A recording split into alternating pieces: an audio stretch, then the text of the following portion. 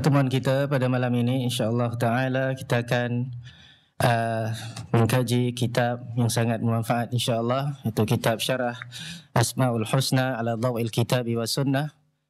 Artinya syarah Asmaul Husna menurut apa yang terdapat di dalam kitab Allah dan sunnah Rasulullah sallallahu alaihi wasallam. Dan pengarang kitab ini tidak asing lagi, iaitu Dr. Sa'id bin Ali bin Wahab. Asmaul Husna merupakan dasar iman. Iman itu kembali kepadanya. Penjabaran itu maknanya kita sempurnakan iman itu kena kepada apa? Mengenal Asmaul Husna. Kena memahami Asmaul Husna. Kerana mengenal Asmaul Husna berarti mengenal 3 macam tauhid. Tauhid rububiyah, yang kedua tauhid uluhiyah, dan ketiga tauhid asma dan sifat. Semuanya ada dalam beriman kepada Asmaul Husna. Inilah yang menjadi roh dan pilar keimanan, dan itulah tujuan iman yang sebenarnya. Semakin dalam makrifat seseorang terhadap nama-nama dan sifat-sifat Allah, nescaya akan semakin bertambah kuat imannya. Jadi lemah, semakin dia jahil tentang nama-nama, tentang sifat-sifat Allah, maka akan apa? Akan makin lemahlah imannya. Dia tak kenal Allah Subhanahu Wa Taala. Dan bila iman itu lemah, apa akan berlaku? Maka dia adalah seperti badan yang sedang sakit. Lawan daripada orang yang kuat imannya, di mana badannya sihat. Orang yang badan sihat mudah tak nak kena penyakit? Kalau orang batuk sikit, orang bersin sikit dekat-dekat dengan dia, mudah tak dia dijangkiti dengan penyakit orang lain? Tidak mudah. Ada pun orang yang dah lemah, kena sikit aja kuman, dia dah apa? Dia silap lagi sakit daripada orang yang sakit tu.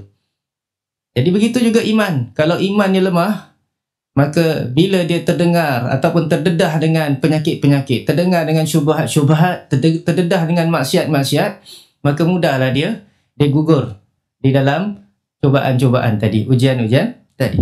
Jadi seorang mukmin wajib berusaha keras untuk boleh mengenal dan memahami nama-nama, sifat dan perbuatannya tanpa adanya ta'til, iaitu pengingkaran secara keseluruhan atau sebahagian sifat dari zat Allah, tanpa adanya tamthil, iaitu penyerupaan sifat Allah kepada sifat makhluknya, tanpa adanya tahrif, iaitu merubah lafaz atau memalingkan makna sebenarnya, dan tanpa adanya takyif, iaitu mempertanyakan bagaimananya. Dan tahrif di sini adalah sinonim kepada istilah yang masyhur, iaitu takwil. Maksudnya takwil yang fasid, telah kita belajar dahulu. Kerana takwil ini ada 2, dan dua-dua takwil tu kita palingkan suatu kalimat itu kepada makna lain. Cuma ada takwilan yang diterima, iaitu takwil yang sahih, kerana ia berdasarkan tafsir yang sahih, berasal daripada Al-Quran dan hadis.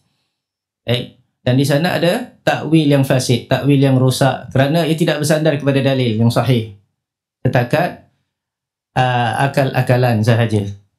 Jadi ini yang fasid ini, takwil yang fasid itu dinamakan tahrif, merubah lafaz atau memalingkan daripada makna yang sebenar. Untuk mengenal dan memahami asma dan sifat Allah, harus merujuk kepada apa? Al-Quran dan As-Sunnah, dan riwayat dari para sahabat serta ulama salaf yang mengikuti mereka dengan ihsan. Inilah cara makrifat yang bermanfaat. Ia akan menambah dan menguatkan keimanan, menghadirkan ketenangan dan kecintaan terhadap Allah. Siapa yang mengenal Allah melalui nama, sifat dan af'alnya, pasti dia akan mencintainya. Kerana itulah golongan Mu'attilah, Fir'auniyah dan Jahmiyah adalah para perampok yang menghalangi hati untuk boleh mencintai Allah Subhanahu Wa Taala. Lanun. Jadi seolah-olah hamba-hamba Allah, orang-orang Islam ini, dia nak jalan menuju kepada Allah Subhanahu Wa Taala, dan jalannya adalah dengan tanda-tanda yang banyak. Tanda-tanda yang banyak itulah nama-nama Allah Subhanahu Wa Taala. Datang lanun-lanun ini, dia apa ni? Dia palingkan nama-nama Allah SWT ini, dinafikan maknanya, dan seterusnya. Akhirnya hamba-hamba Allah ini tak sampai kepada tujuannya. Dan ini adalah faedah yang diambil daripada kitab Madarijus Salikin, daripada karangan Ibnu Qayyim rahimahullahu ta'ala. Baik, kita teruskan. Di samping Asma'ul Husna, ada beberapa hal lainnya yang dapat meningkatkan keimanan kepada Allah. Jadi sebagaimana diterangkan tadi, untuk menguatkan keimanan itu tu banyak jalan. Ada banyak jalan. Asma'ul Husna yang terpenting.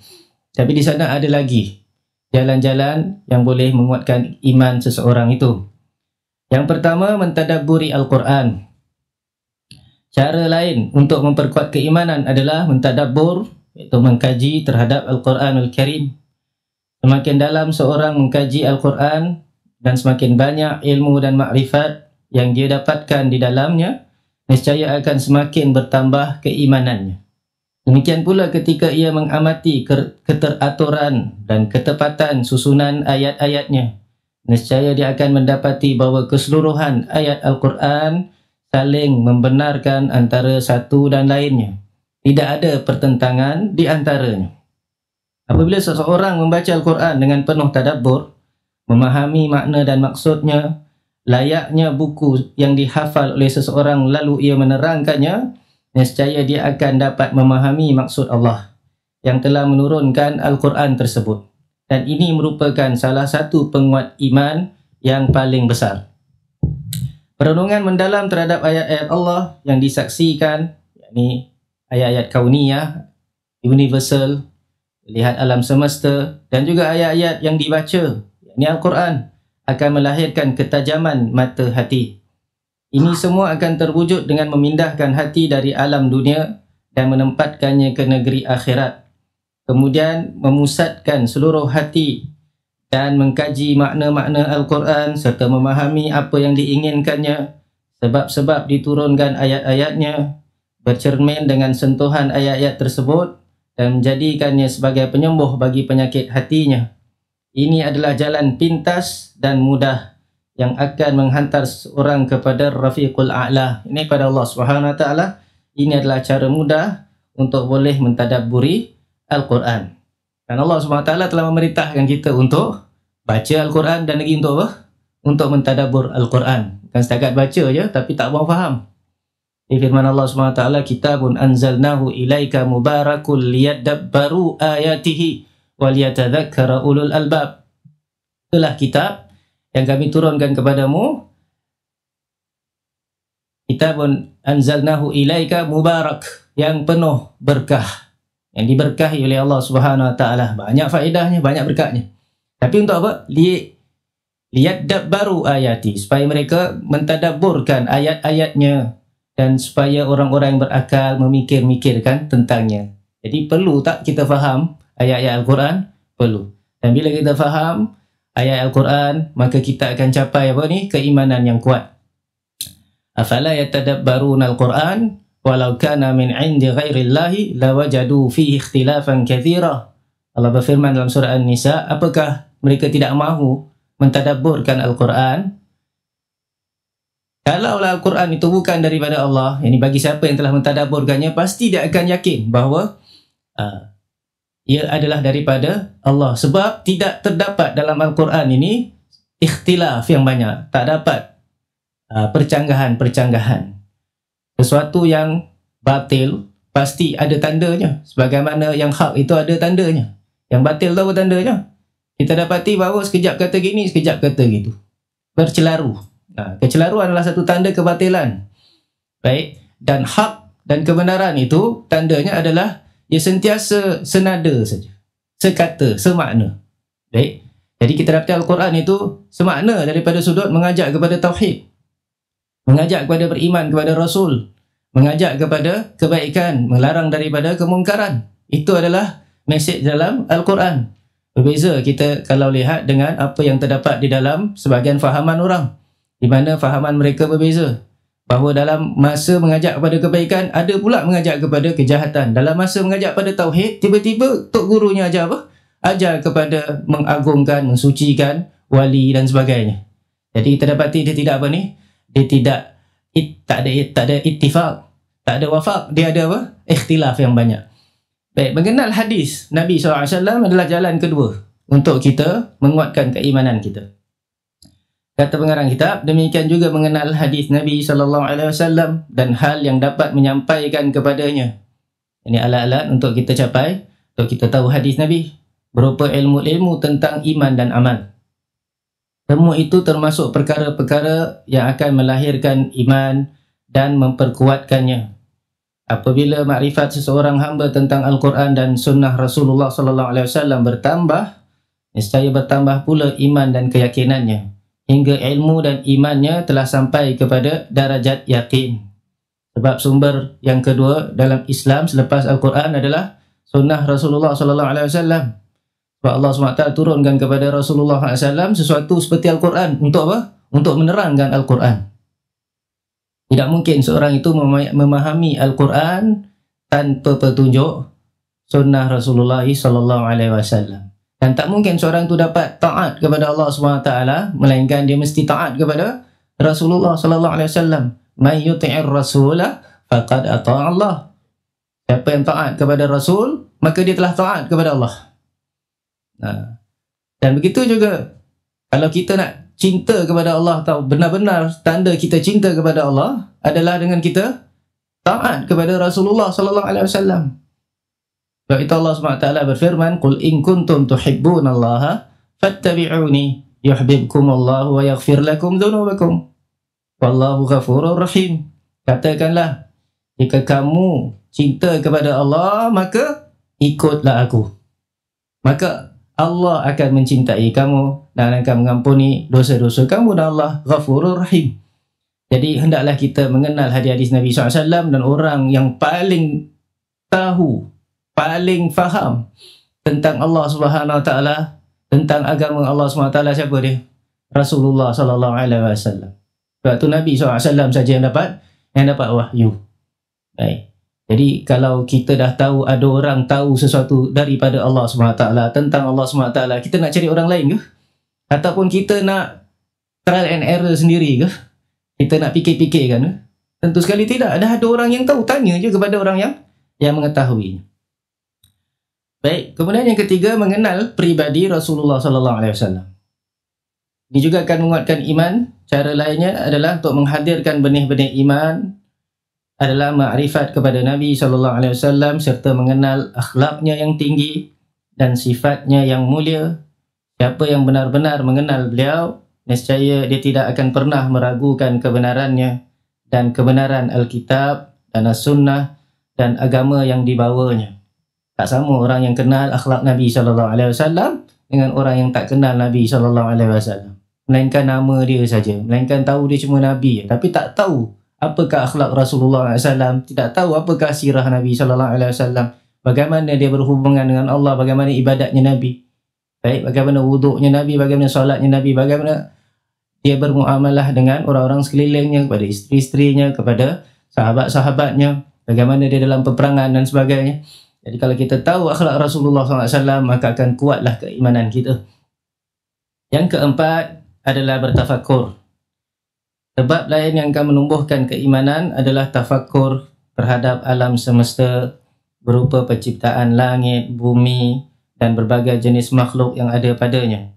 Demikian juga memikirkan segala apa yang ada pada diri manusia dan sifat yang ada padanya. Semua itu adalah pendorong yang kuat bagi iman. Kerana segala sesuatu yang ada merupakan keagungan ciptaan yang menunjukkan kudrat dan kebesaran yang Maha Pencipta. Jadi semua makhluk Allah SWT adalah tanda kepada Allah. Sebab tu kita dinamakan alam ataupun alamin. Sebab apa? Kita semua adalah alam tu, maknanya tanda. Tanda menunjukkan kepada Pencipta kita. Jadi kita kena fikirkan. Bila kita lihat makhluk-makhluk Allah SWT, kita fikirkan.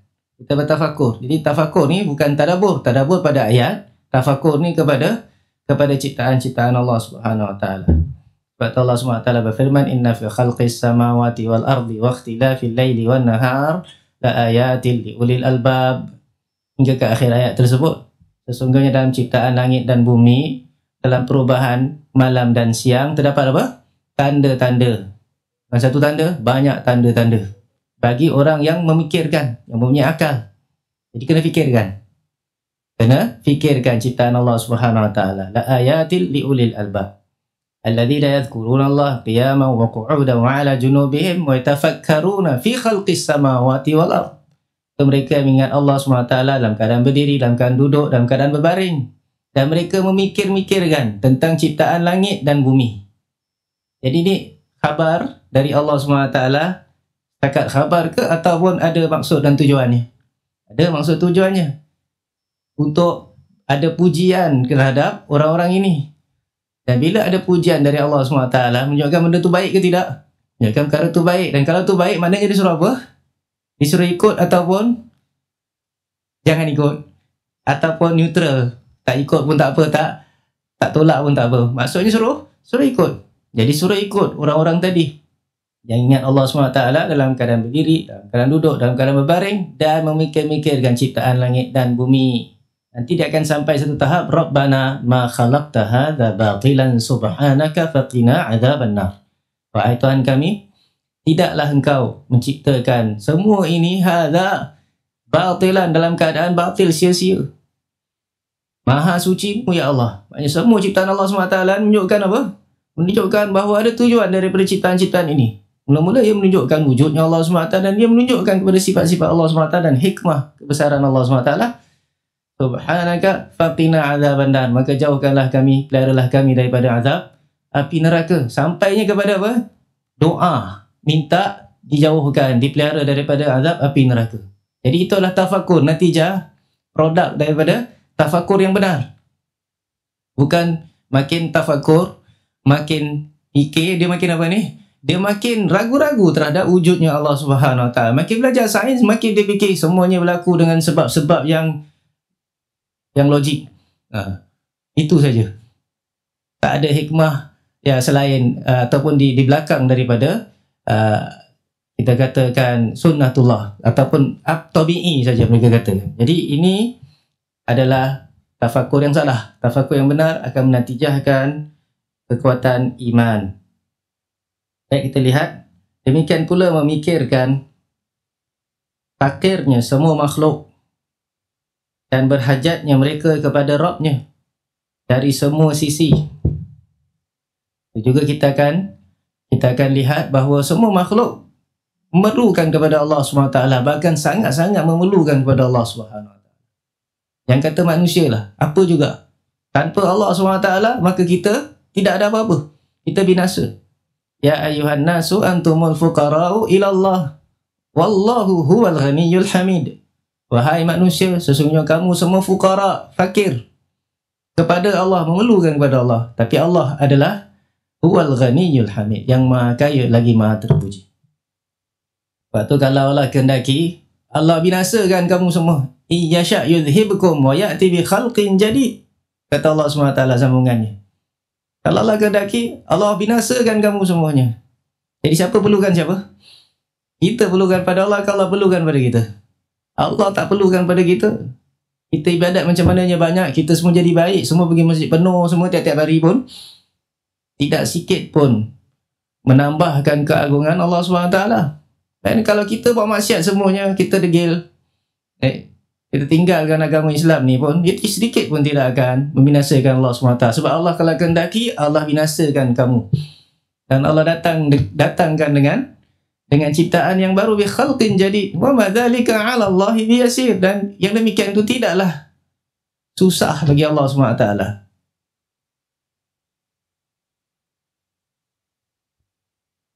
Baik, kita daripada situ juga kita boleh fikirkan dan kemudian kita dapat keimanan pada Allah Subhanahu Wa Taala. Makhluk tidak boleh terlepas dari Allah sekejap mata pun. Hal itu mengharuskan hamba untuk tunduk secara sempurna, banyak berdoa dan bermunajat kepada Allah guna meraih apa yang dibutuhkannya untuk kebaikan agama dan dunianya, serta menolak segala yang akan melahirkan kemudaratan bagi keduanya. Lebih dari itu, ia juga akan melahirkan sikap tawakal sepenuhnya kepada Allah, keinginan yang kuat untuk mendapatkan kebaikan dan ihsannya, serta keyakinan yang sempurna terhadap janji Allah. Dengan ini, iman menjadi mantap dan kuat. Demikian pula dengan tafakur terhadap banyaknya nikmat Allah yang selalu dibutuhkan oleh semua makhluk setiap saat. Okay. Kemudian yang kelima, sebab lain yang dapat memperkuatkan keimanan adalah memperbanyak zikir dan berdoa kepada Allah, iaitu zikir yang dilakukan setiap saat, baik dengan lisan, hati ataupun amal perbuatan. Hatta keadaan, kadang-kadang kita tak zikir dengan lidah, baik, bukan dengan perbuatan, tapi keadaan kita ni sebenarnya menunjukkan kita sedang mengingat Allah Subhanahu Wa Taala. Yang ni sikap aja. Perlu diingat bahawa kadar keimanan seseorang tergantung pada banyaknya ia berzikir. Lebih banyak seorang itu ingat Allah SWT, iman dia lagi banyak. Orang itu sikit je, sekali-sekali je ingat Allah SWT, bila tersepit je baru dia ingat Allah SWT, agak-agak iman dia kuat ke tidak? Iman dia sedikit, iman dia lemah. Jadi, dan berzikir tu antaranya ia akan menenangkan hati. Ala alladzina amanu wa tatma'innu qulubuhum bi dzikrillah. Ala bi dzikrillah tatma'innul qulub. Orang-orang yang beriman dan hati mereka tenang dengan mengingat Allah. Ketahuilah, dengan mengingati Allah itu hati-hati akan tenang. Jadi Allah, 2 kali Allah sebutkan tentang kepentingan mengingat Allah Subhanahu Wa Taala. Jadi sifat orang beriman adalah beriman dan sentiasa mengingat Allah SWT. Wa tatma'innu qulubuhum bi dzikrillah. Kemudian Allah katakan, memang betul-betul, itulah yang betul. Siapa yang ingat Allah SWT, hati dia akan tenang. Jadi bukan dengan kita nak tenangkan hati kita dengar muzik yang tenang-tenang. Kita dengar muzik klasikal, nanti kita tenang, tak stres. Ada pula tengoklah cerita, tengok pemandangan lah dan sebagainya. Ada pula minum benda-benda yang boleh tenangkan dia, ataupun makan ubat-ubat yang boleh tenangkan dia, ataupun buat exercise tertentu, duduk betapa macam nak kuti orang, kalau nak nak tenangkan diri. Jadi sebaik-baik caranya adalah dengan mengingat Allah Subhanahu Wa Taala. Dan sebaik-baik zikir baca Al-Quran, sebaik-baik zikir adalah mendirikan solat. Ini semua akan menenangkan hati kita. Baik, kemudian yang keenam, mengenal kebaikan Islam. Mengenal kebaikan Islam. Menyadari kebaikan-kebaikan yang ada pada ajaran Islam merupakan salah satu faktor penguat keimanan. Sesungguhnya semua ajaran Islam baik. Akidahnya adalah yang paling benar dan paling bermanfaat. Akhlak Islam adalah yang paling bagus. Segala hukum dan amalan yang ada di dalamnya adalah yang terbaik dan teradil. Dengan cara pandang seperti ini, Allah akan menghiasi hati hamba dengan keimanan dan menjadikan hamba itu cinta kepada-Nya. Jadi ini kena usaha daripada seorang hamba. Apa pula dia buat? Dia lihat hukum-hukum Islam, ajaran Islam. Apabila dia belajar, makin dia tahu tentang ajaran Islam, tentang akhlak Islam, tentang akidah Islam, makin apa dia? Dia makin nampak kebaikan Islam. Dan Islam tu datang daripada siapa? Daripada Allah SWT. Maka dia akan makin cinta kepada Allah SWT. Itu akan membuatkan hatinya terhias dengan keimanan sentiasa. Yang ketujuh, beribadatlah. Beribadat dengan yang semaksimal mungkin. Faktor penting lainnya yang untuk menambahkan keimanan adalah beribadah kepada Allah dengan ihsan dan berbuat baik kepada makhluknya. Jadi ihsan dalam beribadat terwujud dengan bersungguh-sungguh ketika beribadah kepada Allah, seakan-akan seorang hamba itu melihatnya. Jika ia tak mampu melakukan hal itu, maka dia menghadirkan dalam hatinya satu keyakinan bahawa Allah menyaksikan dan melihatnya. Jadi walaupun dia tak dapat lihat Allah SWT, dia sadar bahawa Allah sedang melihatnya. Agak-agak ibadatnya akan bagus ke tidak? Akan ihsan ke tidak? Tentulah akan ihsan. Jadi dia bukan sangka-sangka je, tapi tak ibadat. Jadi ihsan tanpa ibadat, tidak. Dia ibadat dengan ihsan. Sebab itu kata Rasulullah SAW dalam hadis Jibril yang masyhur, setelah menerangkan tentang Islam tu apa, tentang iman tu apa. Baik. Jibril tanya Nabi SAW, mal ihsan? Jadi kata Rasulullah SAW, al ihsanu an ta'budallaha ka'annaka tarahu, fa illam takun tarahu fa innahu yarak. Ihsan itu adalah engkau menyembah Allah seolah-olah engkau melihatnya. Fa illam takun tarahu, kalau engkau tak melihatnya, maka ketahuilah, hadirilah dalam hati bahawa sesungguhnya dia melihatmu. Baik. Jadi hal ini akan membuat seorang hamba bersungguh-sungguh dalam beramal dan melakukannya dengan sangat baik. Dia senantiasa berjuang melawan nafsunya sehingga iman dan keyakinannya kuat dan sampai kepada darajat haqqul yaqin yang merupakan martabat keimanan yang paling tinggi. Itulah saat ketika ia merasakan manisnya berbuat taat. Haqqul yaqin ni keyakinan yang tahap tinggi. Tapi ini bukan kata-kata kita pandai-pandai. Ini ada dalam Al-Quran. Mula-mula kita ilmu yakin, kita tahu je. Dengan ilmu boleh yakin tak? Boleh juga. Tapi kalau dah tahu, kita nampak pula, apa jadi? Kita dah sampai kepada tahap yang lebih tinggi, iaitu ainul yakin. Tsumma la tarawunnaha ainal yakin. Jadi kalau dah nampak, lepas tu dah laluinya, maka ia jadi apa? Haqqul yakin. Dah jadi hak. Lebih tinggi daripada darjat keyakinan sebelumnya. Jadi seolah-olah orang yang nak beli Apple sebagaimana dalam kitab-kitab Syekh Uthaymin rahimahullah ta'ala, dia dikatakan kepadanya bahawa Apple ni sedap. Tapi dia belum rasa tau. Belum tengok. Okay lah, dia percayalah. Orang tu kata, orang tu tak bohong, jadi dia percayalah. Jadi dah yakin lah pun. Apple ni bagus, sedap, manis. Jadi dia nampak Apple tersebut, betul tak? Jadi dia dah nampak Apple ni. Oh, ni Apple jenis sedap punya ni. Lepas tu dia pun gigit rasa. Apa jadi sekarang ni? Haqqul yakin. Lebih tinggi daripada sebelumnya. Kita belum nampak syurga, tapi kita dah yakin belum syurga wujud? Kita dah yakin. Kita dah tahu. Ada ilmu yakin. Kalau kita nampak ni belum masuk, kita nampak, kita dah apa? Dah sampai pada tahap yang lebih tinggi lagi. Ainul yakin. Kalau kita dah masuk, kita dah dapat haqqul yakin. Baik. Jadi itulah saatnya seseorang hamba itu merasakan manisnya berbuat taat. Jadi siapa yang dah sampai tahap tersebut, semua ibadat jadi ringan. Baik, sebab apa?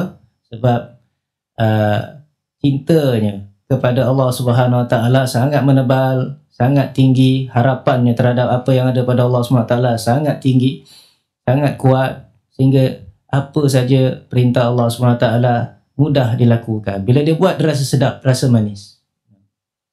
Kemudian yang ke-8 yang boleh meninggi, menambahkan keimanan seseorang adalah apabila seorang itu berdakwah. Dakwah kepada Allah, dakwah kepada agamanya. Kita saling menasihati dengan kebenaran dan kesabaran. Ini merupakan faktor lain yang dapat mempertebal keimanan. Dengan berdakwah, seorang hamba bererti menyempurnakan keimanan dirinya dan keimanan orang lain. Sebab tu para anbiya itu adalah orang yang paling bagus imannya. Sebab dia dah tahu, lepas tu dia dakwah. Dan dia sabar dalam dakwah. Jadi tahap lebih tinggi lagi. Tentulah nak sampai tahap dapat berdakwah tu, iman dia lebih tebal. Ramai yang mungkin belajar boleh, tapi nak ajak orang apa yang dia tahu kepada Allah SWT mungkin dia susah. Amar ma'ruf nahi munkar mungkin dia ada susah lagi. Tapi kalau dah sampai tahap keimanan yang besar, maka dia mudah untuk berdakwah. Dan dakwah ni tak mudah. Sebab kenapa? Kena bersabar. Wa li rabbika fasbir. Dan bagi Tuhanmu hendaklah kamu bersabar. Itu ayat Allah SWT bila perintahkan Rasulullah SAW untuk berdakwah. Ya ayyuhal muddathir qum fa'anzir. Wahai orang yang berselimut, bangunlah dan berikan peringatan. Kemudian di akhirnya tu, wa li rabbika fasbir. Dan bersabarlah terhadap Tuhan. Ini dalam agama Tuhanmu ketika kamu berdakwah. Yang ke-9, menjauhi perbuatan dosa. Hal lain yang akan mengukuhkan keimanan adalah menjauhkan diri dari segala yang menghantar kepada kekufuran, kemunafikan, kefasikan dan maksiat. Jadi ini jelas. Mungkin kita boleh buat macam-macam yang tadi, tapi kita masih lagi tidak jauhkan diri kita daripada dosa. Dosa itu akan mengotorkan hati. Jadi iman akan kurang. Jadi perlu kita mujahadah untuk membersihkan diri kita daripada dosa. Dan mungkin kita buat dosa, lepas tu kita bertaubat lah. Itu jalan dia. Azam tidak mau buat lagi, menyesal atas dosa tersebut. Dan tinggalkan dosa tersebut. Tapi oleh kerana kita lemah, kadang kita buat lagi dosa yang sama. Ia tidak membatalkan taubat kita. Kalau taubat tadi betul-betul taubat yang ikhlas, taubat nasuha, walaupun kita buat lagi, taubat tadi tetap diterima oleh Allah SWT. Tapi kena taubat lagi. Kena taubat yang kedua untuk dosa yang kedua. Kalau kita terus-menerus macam tu, maka insya-Allah kita akan tinggalkan terus dosa-dosa tadi. Yang ke-10, mengerjakan ibadat sunnah. Termasuk sebab penguat iman adalah mendekatkan diri kepada Allah dengan melaksanakan ibadat sunat setelah yang fardu dan mendahulukan apa yang dicintai Allah atas segala yang lainnya ketika melawan hawa nafsu. Kepentingannya adanya ibadat yang sunat. Ini salah satu daripada kelebihannya. Banyak kelebihannya. Salah satu daripadanya akan dapat menambahkan keimanan. Orang yang memelihara ibadat sunat, pasti dia akan memelihara ibadat fardu wajib. Tapi orang yang hanya pelihara wajib aja, dia masih lagi ada risiko, dia punya buffer dia kurang. Tak ada pun kalau tak ada ibadat sunat. Kalau kita solat qabliyah dulu, agak-agak kita akan solat fardu tu tak? Tentu sekali. Datang masjid dah solat qabliyahnya, kita akan tunggu solat tersebut. Tapi kalau sunat pun dah tinggal, yang fardu tu lagi mudah nak ditinggalkan. Jadi kalau puasa pun begitu juga. Kalau sunat kita dah puasa, datang fardu, lebih-lebih lagi kita akan bersungguh-sungguh untuk berpuasa. Kemudian yang ke-11, berkhalwat. Di antaranya juga adalah berkhalwat, menyendiri bersama Allah ketika dia turun ke langit dunia pada sepertiga malam yang terakhir. Tiap malam ke ada malam-malam tertentu ni? Tiap malam yanzilu rabbuna kulla lailah. Bagaimana dalam hadis Nabi SAW yang maknanya Tuhan kami turun ke langit dunia setiap malam pada sepertiga yang terakhir. Ditanyakan siapa yang meminta akan dikabulkannya, siapa minta pengampunan akan diampunkannya, dan seterusnya sampailah masuk subuh. Siapa yang dapat menyendiri bersama Allah untuk munajat kepadanya, membaca kalamnya, menghadapkan hati penuh penghambaan di hadapannya, kemudian menutupnya dengan istighfar dan taubat di akhir malam, tentulah imannya tak sama dengan orang yang tak lakukan hal demikian. Yang ke-12, dekat dengan ulama dan orang saleh. Penguat iman lainnya adalah duduk di satu majlis dengan para ulama yang benar dan ikhlas guna memetik buah yang baik dari perkataan mereka, seperti dipilihnya buah yang baik dari pohon. Jadi bersama-sama dengan orang saleh juga akan buat kita jadi soleh. Bagaimana sebaliknya, asyik duduk dengan orang yang tidak soleh, yang kata-katanya banyak kosong. Kalau kosong je tak apa, banyak pula kotornya, banyak pula ngumpatnya, banyak pula merapunya, maka hati kita pun akan apa ni? Akan jadi kotor juga. Yang ke-13, menjaga hati. Hal lain yang akan menguatkan keimanan adalah menjauhkan diri dari segala sesuatu yang dapat membatasi dan memisahkan antara hati seorang hamba dan Allah Subhanahu wa taala. Perlu digarisbawahi bahawa mengenal Asmaul Husna melalui 3 tahapannya adalah penguat iman yang paling besar. Bahkan mengenal Allah melalui nama-nama dan sifat-sifatnya merupakan dasar iman. Dan kepadanya segala permasalahan keimanan akan kembali. Jadi disebutkan sekarang ni 13 ya? 13. Yang terakhir adalah kita jaga hati kita. Tapi semuanya balik kepada apa? Ma'rifatullah. Kenal Allah dengan nama-nama Allah dan sifat-sifatnya. Oleh sebab itulah, dan juga kerana alasan lainnya, sebatas kemudahan yang Allah berikan, kata pengarang kitab, saya mencuba merangkum Asma'ul Husna dengan menyebutkan dalil dari Al-Quran atau As-Sunnah bagi setiap rinciannya. Dan hasilnya saya perlihatkan kepada Syekh Abdul Aziz bin Abdullah bin Baz, rahimahullah, baik Ketua Umum Research Ilmu Fatwa dan Dakwah Kerajaan Saudi Arabia. Apa yang beliau sepakati maka saya tetapkan, sedangkan masalah yang beliau masih ragu atau menolaknya maka saya hilangkan, sampai akhirnya terkumpul lebih dari 99 Asma'ul Husna dengan dalil-dalilnya yang jelas. Lebih daripada 99. Setelah itu saya memilih dari semua Asma'ul Husna ini sebanyak 99 nama dan saya jelaskan dengan ringkas. Ada beberapa nama yang saya jelaskan lebih dalam lagi kerana keadaan memerlukan penjelasan tersebut. Dan penjelasan tentang Asma'ul Husna ini sendiri saya nukil dari sumber-sumber referensi yang diakui, khususnya kitab-kitab karya ulama muhaqqiq dari kalangan Ahlus-Sunnah wal Jamaah seperti Syekhul Islam Ibn Taymiyah dan muridnya Ibn Qayyim. Begitu pula kitab Syekh Al-Alamah Abdul Rahman bin Nasir As-Sa'di. Semoga Allah memberikan keluasan rahmatnya kepada beliau. Tidak diragukan lagi bahawa beliau termasuk ulama yang kehadirannya melalui ilmu mereka Allah jadikan bermanfaat bagi masyarakat. Jadi kemudian disebutkan di sini pembahasan yang terdapat dalam kitab ini. Ada 15 bahagian pembahasan keseluruhan. Kita baca secara ringkas dulu. Yang pertama, Asma'ul Husna bersifat tauqifiyah. Yang kedua, rukun iman terhadap Asma'ul Husna. Yang ketiga, pembahagian sifat-sifat Allah. Yang keempat, 3 kandungan Asma'ul Husna. Yang kelima, hakikat pengingkaran terhadap Asma'ul Husna. Yang keenam, menghafal Asma'ul Husna adalah pilar bagi pengetahuan. Yang ketujuh, semua nama Allah adalah indah. Yang ke-8, cara menyebutkan Asma'ul Husna. Yang ke-9, sebahagian Asma'ul Husna menunjukkan sifat-sifat Allah. Yang ke-10, Asma'ul Husna yang menjadi sandaran semua nama dan sifat. Yang ke-11, kekhususan nama-nama dan sifat-sifat Allah. Yang ke-12, beberapa perkara yang wajib diketahui. Yang ke-13, cara berinteraksi dengan Asma'ul Husna. Yang ke-14, Asma'ul Husna tidak dibatasi dengan bilangan tertentu.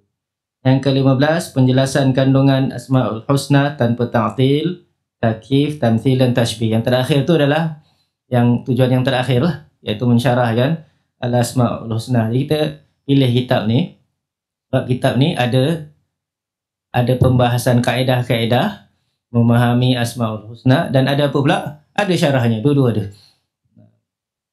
Ada apa soalan setakat ini?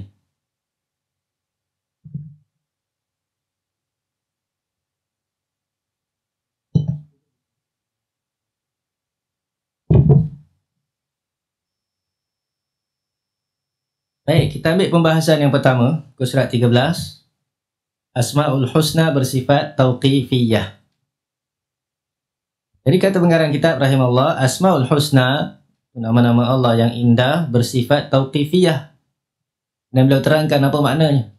Tauqifiyah itu penetapannya hendaklah berlandaskan Al-Quran dan As-Sunnah, tanpa adanya penambahan dan pengurangan. Kerana akal tidak mungkin dapat mengetahui nama-nama yang dimilikinya. Untuk itu, kita wajib berpijak pada nas berdasarkan firman Allah, وَلَا تَقْفُ مَا لَيْسَ لَكَ بِهِ عِلْمٍ إِنَّ السَّمْعَ وَالْبَصَرَ وَالْفُؤَادَ كُلُّ أُولَئِكَ كَانَ عَنْهُ مَسْئُولًا. Artinya, dan janganlah kamu mengikuti apa yang kamu tidak mempunyai pengetahuan tentangnya. Sesungguhnya pendengaran, penglihatan, dan hati, semuanya itu akan diminta dipertanggungjawabkan. Surah Al-Isra ayat ke-36. Kita lihat dulu, ataupun kita analisa dulu kata-kata ini.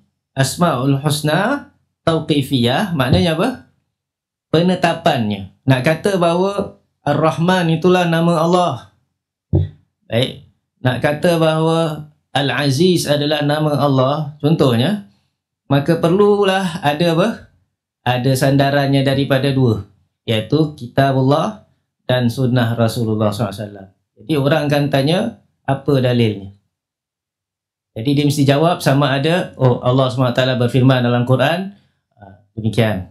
Wa kana Allahu ghafurar rahima. Wa kana Allahu azizan hakima. Contohnya, okey, itu dalil bahawa Allah SWT mempunyai nama Rahman, mempunyai nama Al-Aziz contohnya. Ataupun daripada sunnah Rasulullah SAW yang sahih lah. Kalau bukan sahih, kita tak nisbahkan dia kepada Rasulullah SAW. Tidak jadi hujjah. Dan kemudian pengarang kitab kita mendatangkan dalil atas manhaj ini. Kenapa mesti daripada Quran daripada hadis? Iaitu firman Allah SWT, dan janganlah kamu mengikuti apa yang kamu tidak mempunyai pengetahuan tentang. Jadi ini satu larangan dari Allah SWT. Larangannya apa? Jangan ikut apa yang kita tak tahu. Dan dalam bab Asma'ul Husna relevan tak ayat ini? Kita nak kata ini adalah nama Allah, ini bukan nama Allah. Baik. Tapi tak ada Qurannya, tak ada hadisnya. Jadi kalau tak ada Quran, tak ada hadis, kita pakai apa? Pakai akal ke? Pakai mimpi ke? Pakai agak-agak je. Itu ilmu ke bukan tu? Itu semua bukan ilmu. Sebab nama-nama Allah SWT termasuk perkara yang gaib tentang Allah SWT. Jadi hanya Allah SWT yang boleh khabarkan kepada kita apakah namanya. Baik. Kemudian diterangkan kalau kita degil, inna sam'a wal basara wal fu'ada. Sesungguhnya pendengaran nanti, penglihatan kita, bahkan hati kita, semuanya akan ditanya. Pasal kamu ikut gini, kenapa kau kata demikian? Kenapa kamu tak kata demikian? Kamu nafikan nama Allah lah, kamu tambah nama Allah. Boleh? Kemudian dalil yang kedua kata beliau, qul innama harrama rabbiyal fawahisha ma dhahara minha wa ma batan wal ithma wal baghya bighairil haqqi wa an tusyriku billahi ma lam yunazzil bihi sultana wa an taqulu 'ala Allahi ma la ta'lamun.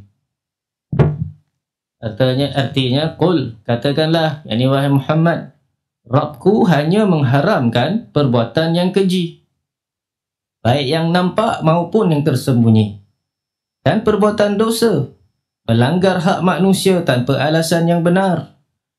Dan dia mengharamkan mempersekutukan Allah dengan sesuatu yang Allah tidak menurunkan hujah untuknya.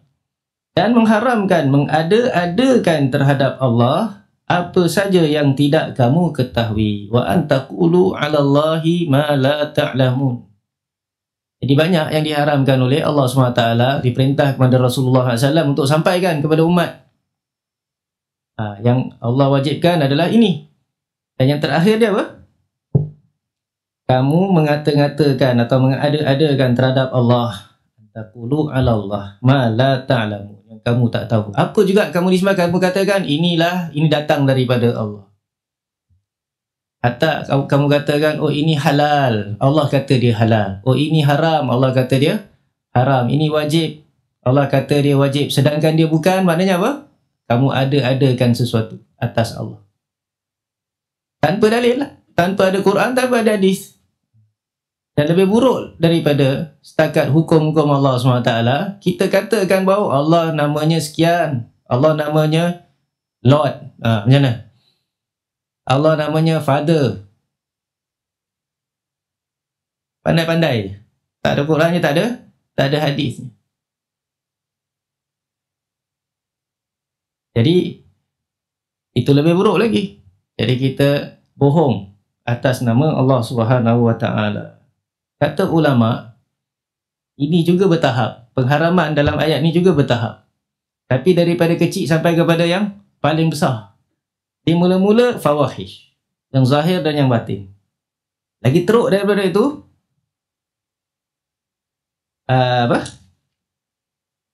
wal ithma wal baghya, kemudian dosa, dan wal baghya, menzalimi orang secara zalim. Kemudian naik lagi teruk lagi adalah mensyirikkan Allah SWT. Ma'lam yunazzil bihi sultana, dengan tanpa dalil. Adakah maknanya kita boleh syirikkan Allah SWT dan kita boleh ada dalil? Ada dua jenis syirik. Satu syirik ada dalil, satu syirik tak ada dalil. Tak ada mafhum kat sini. Ini hanya menerangkan sifat syirik tu. Semua syirik tak ada sultan, tak ada dalil. Walaupun orang tu sangka ada dalil.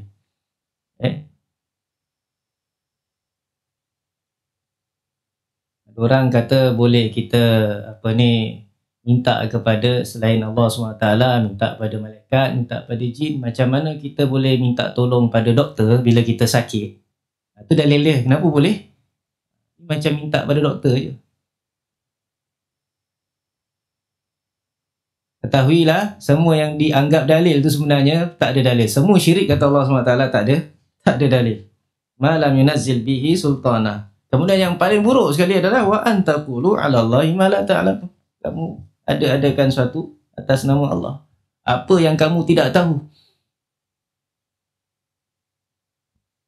Baik, selain itu memberikan nama kepada Allah dengan sesuatu yang tidak dia tetapkan pada dirinya sendiri atau sebaliknya mengingkari namanya adalah pelanggaran terhadap hak Allah, satu jinayah.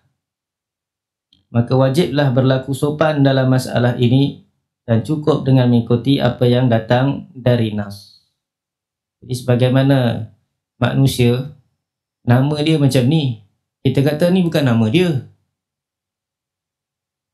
Hidayah ke bukan tu? Salah ke tidak? Salah. Lepas tu lebih teruk lagi, kita tambah-tambah pula nama lain pula yang bukan nama dia. Ini orang biasa je. Begitu juga dengan Nabi ataupun malaikat. Pandai-pandai je kita kata malaikat tu namanya sekian-sekian. Ataupun nama malaikat tu dah ada dah dalam dalil. So kita nafikan, kita kata ni bukan nama dia. Zalim ke tidak ni? Zalim. Apalagi nama Allah SWT. Allah kata dia adalah Ar-Rahman Ar-Rahim. Kita nafikan. Allah bukan Rahman, Allah bukan Rahim. Untuk ataupun kita tambahkan pula satu nama bagi Allah Subhanahu Wa Taala. Jadi oleh kerana itu hendaklah kita bercukup dengan Al-Quran dan hadis dalam bab ini. Bab ini tak ada ijtihad, tak ada qiyas. Satu nama mungkin baik pada makhluk, tak maknanya kita boleh namakan Allah dengan nama tersebut. Mentang-mentang nama Muhammad tu bagus, oh Allah nama Muhammad, boleh? Boleh. Alhamdulillah. Jadi rukun yang berikutnya ataupun pembahasan kedua dalam masalah Asmaul Husna adalah rukun-rukun iman terhadap Asmaul Husna. Sekarang kita tahu wajib kita beriman kepada Asmaul Husna, dan semua Asmaul Husna datang dari Al-Quran dan hadis. Tak ada kias. Cuma ada satu permasalahan lah. Boleh tak kita jadikan ijma' sebagai dalil untuk menetapkan Asmaul Husna? Ke kita hanya berpada dengan Al-Quran dan hadis? Tak boleh pakai ijma'. Apa jawapan? Baik, di sini Syekh Utsaimin rahimahullah ta'ala ada menyebutkan bahawa ijma' ini, ijma' tentang Asmaul Husna, kalau ada, mesti ia bermustanad. Maknanya ia ada sandarannya. Dan oleh kerana Asmaul Husna ni asalnya, dasarnya adalah daripada apa? Quran dan hadis. Jadi ijma' ni juga mesti bersandarkan kepada Quran dan hadis. Jadi kalau kita kata bahawa ulama semua ijma' nama Allah SWT adalah ini, contohnya satu nama ni, maka kita yakin bahawa mestilah mereka berijma' berdasarkan Quran dan hadis. Cuma kita tak tahu dalilnya. Ataupun mungkin kita tahu dalilnya, selamatlah. Kalau kita tak tahu dalilnya, kita kena yakin bahawa ijma' ini bersandarkan kepada Quran dan hadis. Begitu juga dengan sifat-sifat Allah SWT. Kadang-kadang tak berapa jelas bagi kita dalilnya daripada Quran. Akan datang pembahasan ni. Tapi kita dapati ulama' zaman ke zaman semua mengisbatkan sifat ini. Ya kan? Kalau kita ingat lagi dalam permasalahan dahulu tentang sifat Ain bagi Allah SWT, Allah ada Ainan ni, dua mata. Mungkin tak jumpa pun dalam Quran. Okey, tak jumpa pun dalam hadis. Contohnya lah. Tetapi kita dapati bahawa ulama' zaman ke zaman semua menyebutkannya. Jadi sebab itu kata mereka, kalau kita tak tahu pun dalilnya, ataupun ada dalilnya tapi mungkin masih boleh kita katakan boleh dipetikaikan, kita berpada dengan ijma' salafus salih terhadap nama tersebut atau sifat tersebut. Jadi sebab apa? Semua ijma' itu kaitan dengan Asmaul Husna mesti bersandarkan kepada Quran dan hadis. Baik, kemudian rukun iman terhadap Asmaul Husna. Bagaimana? Apakah syarat-syarat beriman kepada Asmaul Husna? Jadi bagaimana apa juga rukun iman? Kita mesti kalau dia nama, mestilah kita beriman kepada nama tersebut. Maknanya kita tetapkan bahawa nama Allah SWT adalah Ar-Rahim, Al-Wadud dan seterusnya. Itu maknanya kita beriman. Lawan daripada iman kita ingkar. Kita kufurkan. Okay. Jadi kita isbatkan nama tersebut. Yang kedua, hendaklah kita beriman dengan makna yang ditunjukkan oleh nama tersebut. Kita yakin bahawa nama-nama Allah SWT adalah Al-Husna, adalah yang paling indah. Sesuatu yang indah pasti ada maknanya. Dan kalau ada maknanya, kita wajib beriman dengan maknanya.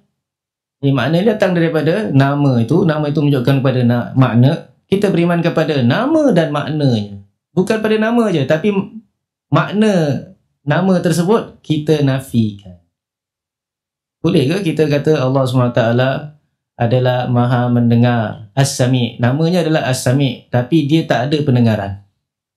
Allah SWT maha melihat, itu namanya adalah Basir, tapi Allah tak ada penglihatan. Boleh ke? Nama Allah adalah Al-Alim, tapi dia tak ada pengetahuan, sedangkan kita tahu maknanya adalah yang Zu-Ilm, yang punya ilmu. Jadi adakah bermanfaat iman seperti ini? Kita akan kata bahawa orang ni masih belum lagi beriman kepada Asmaul Husna. Jadi rukun iman yang kedua adalah beriman dengan maknanya juga. Yang ketiga, beriman dengan segala konsekuensi yang berhubungan dengan nama tersebut. Beriman dengan semua konsekuensi. Athar dalam bahasa Arabnya. Jadi semua nama Allah SWT ada makna dan ada hukum-hukum, ada efek-efek daripada makna tersebut. Jadi nak faham lebih lanjut, kita lihat contoh. Pengarang pun memberikan contoh yang masyhur. Contohnya kita beriman bahawa Allah memiliki sifat, memiliki nama Ar-Rahim. Dan makna Ar-Rahim apa dia?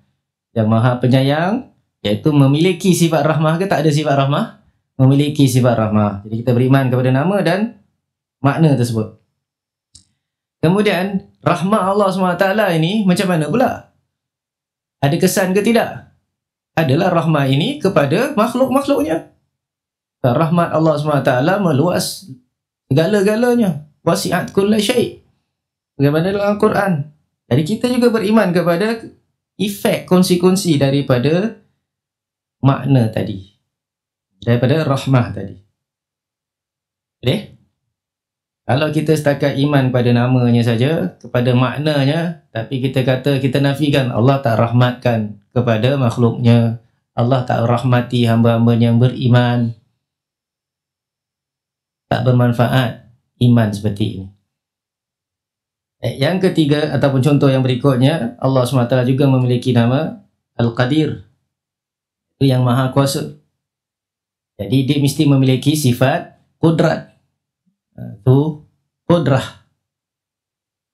Kemudian kesannya dia kuasa kepada siapa? Ke tak ada apa-apa yang dia kuasa. Dia ada kuasa tapi tak ada kuasa pada sesiapa. Jadi kesannya adalah konsekuennya dia berkuasa atas segala sesuatu. Wa innallaha ala kulli syai'in qadir. Apa juga semua dalam kekuasaan Allah Subhanahu wa taala. Tak ada sesuatu yang melemahkan Allah Subhanahu wa taala. Kemudian sifat Al-Ghafur pula, artinya yang maha pengampun.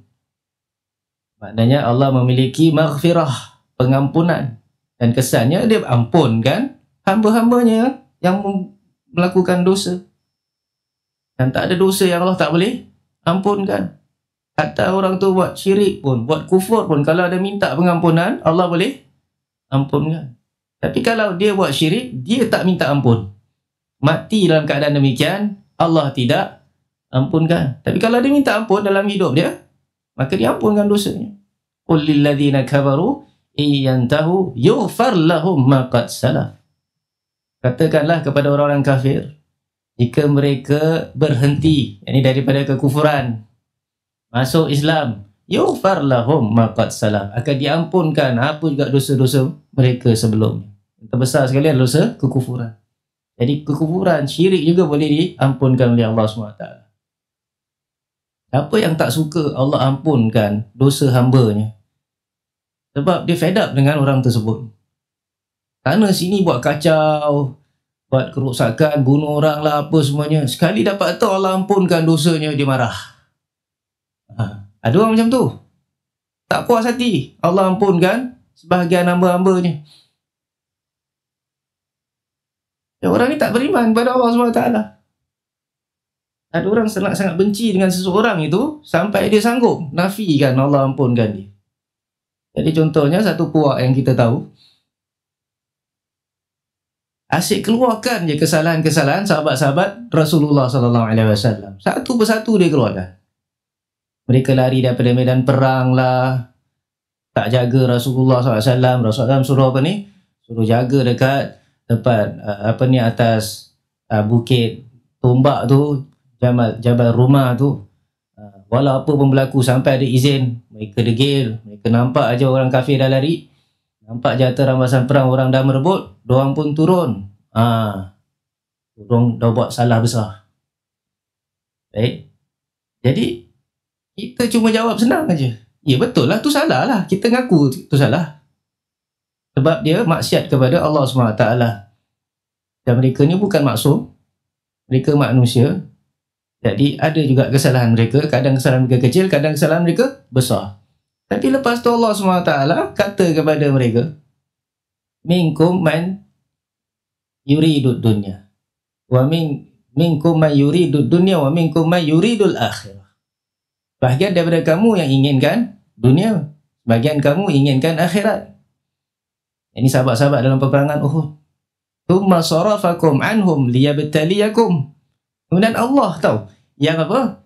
Yang palingkan kamu daripada mereka, daripada peperangan tu lah. Liyabtaliyakum, supaya Allah uji kamu. Kemudian Allah kata walaqad afa ankum, dan Allah telah mengampunkan pada kamu. Kamu ni balik kepada yang tadi tu, yang apa? Yang berpaling daripada peperangan Uhud, daripada peperangan.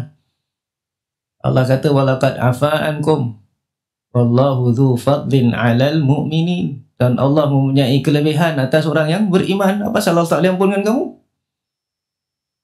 Datang orang-orang ini marah. Mana boleh? Mati-mati dia tak mau terima Allah mengampunkan sahabat-sahabat Nabi SAW. Contoh lah. Jadi kita bila faham tentang rukun iman terhadap Asmaul Husna, kita mesti ada 3 perkara. Kita ulang. Yang pertama, beriman dengan nama tersebut, jangan nafikannya. Yang kedua, kita mesti beriman dengan maknanya, kalau kita tahu maknanya lah. Dan yang ketiga, kita beriman kepada atharnya, kepada konsekuen daripada nama tersebut. Allah mengampunkan, maknanya Allah adalah pengampun, maknanya Allah mempunyai sifat pengampunan, dan Allah SWT mengampunkan hamba-hambanya yang berdosa. Baik, kita berhenti di sini untuk berikan peluang untuk ikhwah kalau ada apa-apa soalan. Siapa yang ada di bawah ni pun.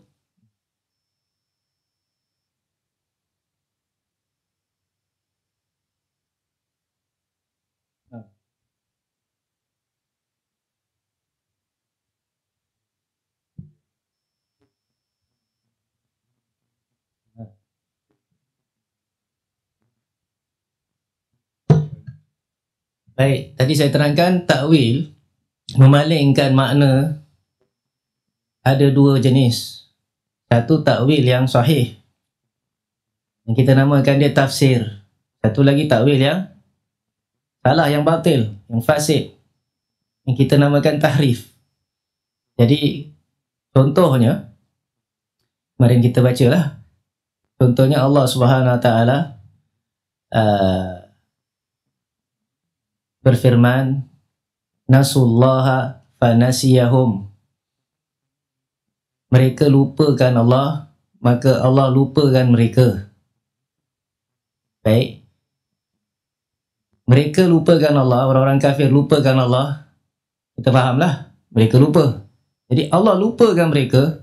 Allah lupa mereka, maknanya Allah tak ingat mereka. Terlupa maknanya. Adakah maknanya begitu? Baik. Jadi datanglah takwilan yang mengatakan bukan maknanya lupa yang sebelum ini ingat. Yang ni yang sebelumnya ada ilmu, sekarang dah tak tahu. Tidak. Maksudnya adalah apa? Tinggalkan mereka. Bagaimana mereka tinggalkan hukum hakam Allah SWT, maka Allah SWT pun tinggalkan mereka. Dalam kesesatan kepada Allah, azabkan mereka. Dan ada tak dalilnya? Pertama sekali, sifat lupa tu adalah sifat kekurangan semata. Bukan sifat kesempurnaan bagi Allah Subhanahu Wa Taala. Itu dari sudut akal. Kemudian daripada sudut dalil ayat Al-Quran, kita dapati Allah SWT dalam surah Taha, wa ma kana rabbuka nasiya. Dan tidaklah Tuhanmu lupa. Nafi ke bukan tu? Nafi, satu penafian, Allah lupa. Jadi tak boleh kita katakan bahawa Allah SWT lupa. Dalam makna tadi, lupa lawan ingat. Tak ada tu. Tapi dalam ayat tadi, Allah kata Allah lupa sebab mereka lupakan Allah SWT. Jadi kita faham bahawa maknanya, tafsirannya adalah Allah tinggalkan mereka. Dia akan mereka sesat. Kemudian Allah SWT azabkan mereka. Tak sahut, tak kabulkan doa-doa mereka, permintaan mereka. Takwil yang fasid apa pula? Takwil yang tak ada dalil. Mereka yang mengatakan bahawa, contohnya lah, nak contoh ke? Banyak. Contohnya dalam masalah kekuasaan Allah Subhanahu Wa Taala, yadullahi fawqa aydihim, tangan Allah di atas tangan mereka. Wa qalatil yahudu yadullahi maghlulah, berkata orang Yahudi, tangan Allah tu terbelenggu. Jadi mereka kata bahawa masuk tangan di sini adalah apa? Adalah pemberian Allah Subhanahu Wa Taala. Mereka nafikan sifat tangan yang layak bagi Allah Subhanahu Wa Taala. Jadi dalil mereka apa? Dalil mereka semata-mata bahawa tangan dia macam tangan manusia, macam tangan makhluk, dan ia adalah satu tashbih, adalah satu tamthil. Maka kita nafikan sifat tersebut. Jadi mereka takwilkan dia. Mereka tahrifkan dia kepada makna lain. Walaupun makna itu benar dalam tempat lain, tapi tak semestinya benar dalam tempat ini. Jadi dalilnya semata-mata adalah kononnya untuk mensucikan Allah Subhanahu Wa Taala daripada sifat-sifat ini. Jadi mereka nafikan, satu persatu mereka nafikan, akhirnya tinggal 7 sifat saja. Nah, ini adalah takwil yang fasid. Jadi ini seperti yang dikatakan tadi adalah perampok lanun. Orang nak sampai kepada Allah SWT dengan nama-nama Allah, satu-satu dia nafikan, satu-satu dia palingkan maknanya. Akhirnya orang tak kenal Allah SWT. Baik. Soalan lain? Kita tak boleh suka-suka kasih nak ada dasarkan Quran sunnah.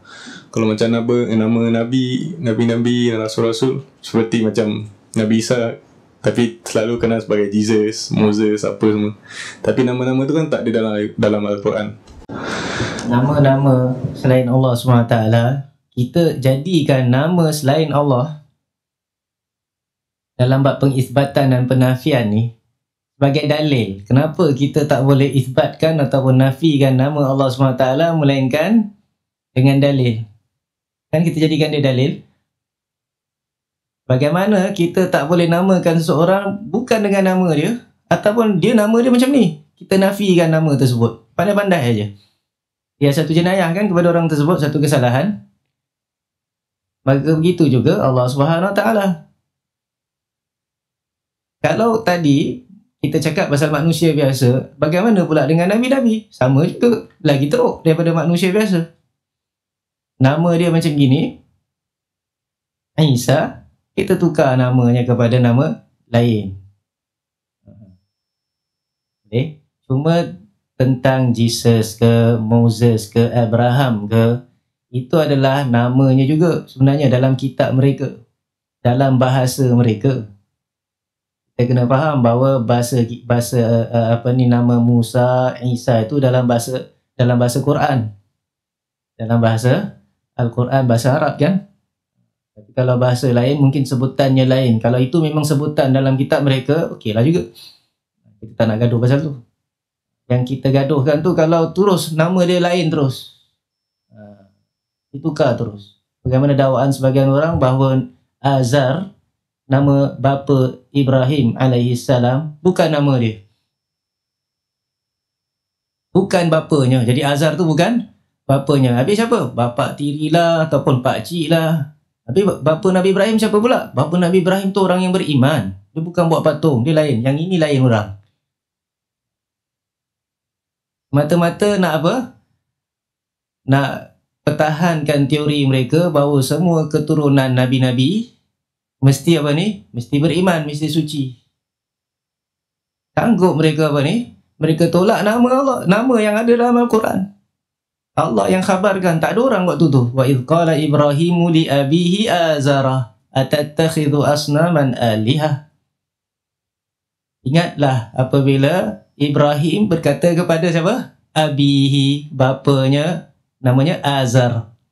Adakah kau jadikan patung-patung ni sebagai Tuhan-Tuhan yang disembah? Kita semua baca, kita semua dengar ayat ini, kita faham, ini betul lah. Datang mereka ni, mereka nak nafikan pula. Sebab tu datanglah teori-teori lain bahawa keturunan semuanya Nabi-Nabi ni mestilah beriman sampai kepada bapa dan ibunya Rasulullah sallallahu alaihi wasallam, nanti sampai pula kepada pakcik Nabi sallallahu alaihi wasallam, sebab pakcik Nabi Abu Talib tu adalah bapa kepada Ali bin Abi Talib. Jadi semua nak kena beriman. Dan keluarlah hadis macam-macam. Kononnya mereka ni beriman. Jadi ini semua adalah apa? Jenayah. Dalam bab nama pun kira dinamakan jenayah.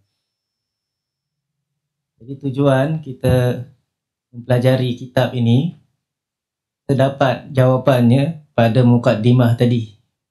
Sebab mukaddimah tadi dimulakan dengan apa? Kalau kita ingat lagi, perkara-perkara yang boleh menambahkan keimanan.